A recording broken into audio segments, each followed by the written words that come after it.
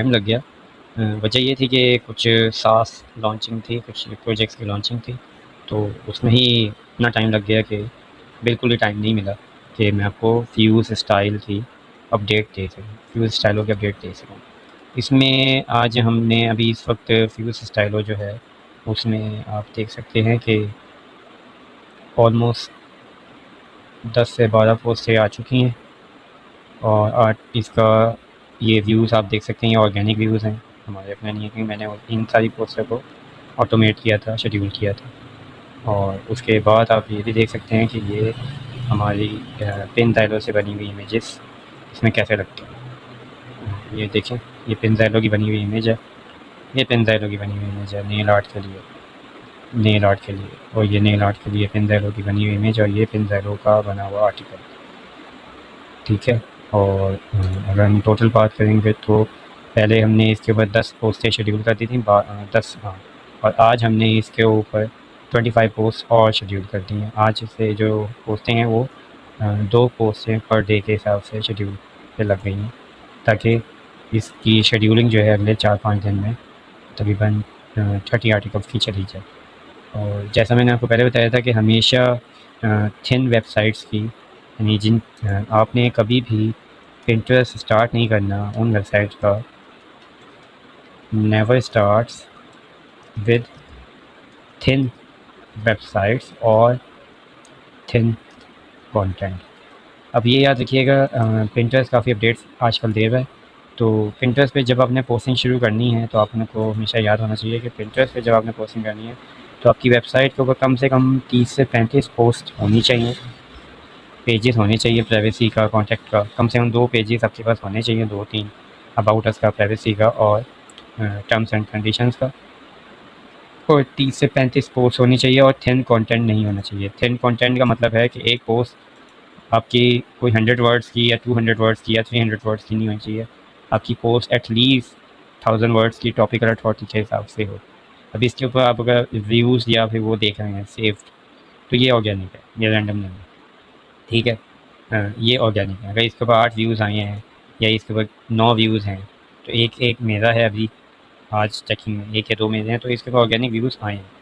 आपकी वेबसाइट में table of content होना चाहिए, आपके हर पेज में टेबल ऑफ कंटेंट होना चाहिए। ये मेरी थीम मैंने वाइट कोडिंग के थ्रू बनाई थी, तो इसमें टेबल ऑफ कंटेंट ये टॉप पे आता है, पिन के बटन आते हैं, उसके बाद इमेजेस हैं, कंटेंट है, और इन एनोटेटेड कीवर्ड्स का यूज़ किया गया है, और प्रॉपर इंटरनल लिंकिंग अभी नहीं शुरू की, वो मैं जब 30 आर्टिकल्स हो जाते हैं तो हमारा एक प्लगइन है ऑटो इंटरनल लिंकिंग वाला, उसके थ्रू मैं फिर उसकी इंटरनल लिंकिंग करता हूँ आर्टिकल्स की। उसमें साइट मैप दे दिया तो वो ऑटोमेटिकली स्मार्टली जो है ना इंटरनल लिंकिंग कर देता है।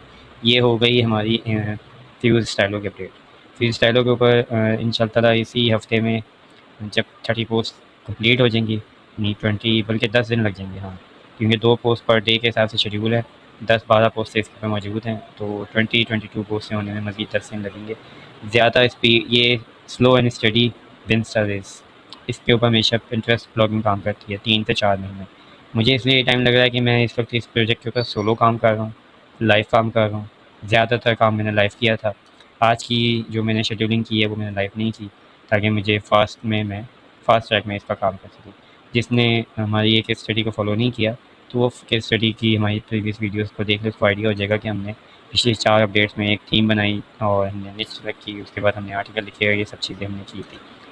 अब हम जो नेक्स्ट स्टेप करेंगे, जब हमारे 30 आर्टिकल्स हो जाएंगे तो हमने स्टार्ट कर देनी है इसकी पिंटरेस्ट ब्लॉगिंग। हमने इसके ऊपर पिन्स करना शुरू कर देनी है। जैसे मैंने आर्टिकल्स को ऑटोमेट कर दिया है पिन डायलॉग के थ्रू, वैसे ही मैं पिंटरेस्ट ब्लॉगिंग में पिन्स को ऑटोमेट करूँगा, लेकिन वो जैसे पिन्स स्टार्ट होगी अगले 10 दिन के बाद, तो 2-3 दिन मैनुअल पिन्स की जाएंगी, 2 पिन्स, 3 पिन्स, और फार्मूला वही है, एक आर्टिकल मल्टीप्लाई बाय 3 पिन्स, ठीक है।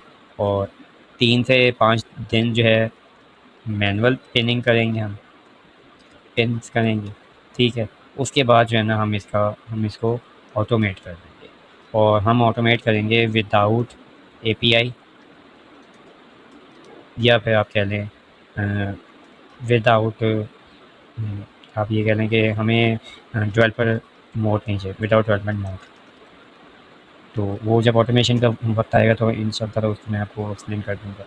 अब जो बात आ जाती है पिंटरेस्ट के ऊपर काम की, तो पिंटरेस्ट के ऊपर इस वक्त जो ट्रेंडिंग में चल रही है वो चल रही हैं रेगुलर इमेजेस, यानी कि इस वक्त पिन जो पुश कर रहा है याद रखिएगा पिंटरेस्ट के ऊपर प्लेटफॉर्म है और उसके ऊपर ट्रैफिक आती है, ठीक है। एल्गोरिदम या अपडेट्स के साथ सिर्फ और सिर्फ ट्रेंड चेंज होता है।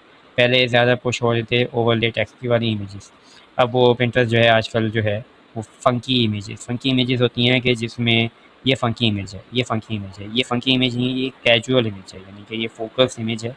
इस यानी कि जिसमें आप फ़ंकी का आप मीनिंग सर्च कर लीजिएगा, आपको समझ आ जाएगा कि एक यूनिकनेस है उस इमेज में। वो चीज़ें आजकल पिंटरेस्ट जो है एल्गोरिदम पुश कर रहा है। जैसे ये फ़ंकी इमेज है, अब मैं अगर ये वाली इमेज और ये वाली इमेज और ये वाली इमेज को पिंटरेस्ट पे पिन करूँगा ना, तो मुझे गारंटी है कि इसके ऊपर रीच आएगी, इसको पिंटरेस्ट खुद पुश करेगा, इसको सेमी पुश करेगा और इसको बहुत कम पुश करेगा। इसी तरीके से अगर मैं पिंटरेस्ट के ऊपर ये वाले आर्टिकल, ये वाली इमेज को और साथ में ये वाली इमेज को और ये वाली इमेज को मैं पोस्ट करता हूँ, तो उसमें उस वो कैलिब्रेशन खुद करता है कि उसकी नज़दीक फ़ंकी कौन सी है, यानी कि किसको पुश करना है। फ़ंकी का मतलब है कि जो जेन ज़ी को पसंद आए। आजकल ज़्यादातर टीनेज गर्ल जो पिंटरेस्ट पे वो हैं जो यूनिक चीज़ों को पसंद करती हैं, ऐसी चीज़ों को या ऐसी चीज़ों को, यानी कि सिंपल भी हो, स्टाइलिश भी हो और यूनिक भी हो। ऐसी चीज़ों को जेन ज़ी वाले बहुत कम, क्योंकि इसमें टाइम बहुत ज़्यादा लगता है। ये रेडीमेड नेल्स हैं, इसको ज़्यादा पसंद करेगा, इसमें टाइम बहुत लगेगा, इसको कम पसंद करेंगे।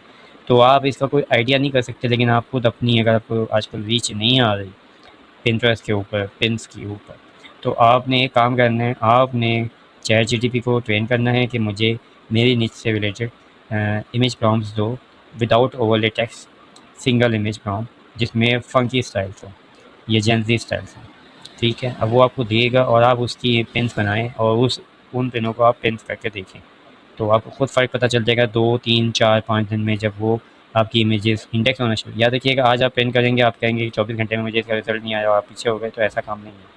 पिंटरेस्ट के ऊपर एटलीस्ट आपको 7 डेज़ काम करना पड़ता है, उसके बाद आपको माइनर सा रिज़ल्ट शो होना शुरू होता है।